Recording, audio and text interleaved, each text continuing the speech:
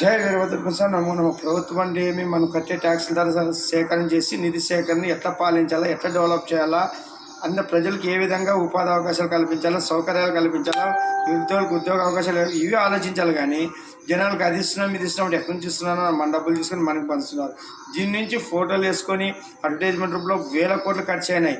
ఇప్పుడు ఇంతకుముందు జగన్ గారు చేసినవన్నీ లెక్కేస్తే ఇప్పుడు నెక్స్ట్ శ్వేతపత్రంలో అర్థమవుతుంది ఏ రాజకీయ నాయకుడు చరిత్రలో చేయలేదు ఈ 75 ఏళ్ళ స్వతంత్ర దేశంలో.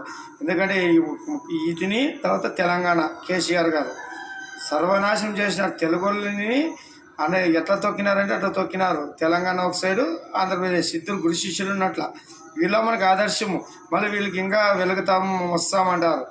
పాతంలో తొక్కేసినాడు మన ఆయన. వీరభద్ర వీరభోగాల వసంతరాలు వచ్చే టైం ఆసనమైంది. కళలు కనద్దండి ఎవరేమి రాజకీయాలు ఉండు. నెక్స్ట్ వీరభద్ర వీరభోగ వసంతరాలు ఋషికొండలో వచ్చి దిశానిర్దేశంతో భారతదేశాన్ని విశ్వగురి చేసి ఎట్లా పాలిస్తాడో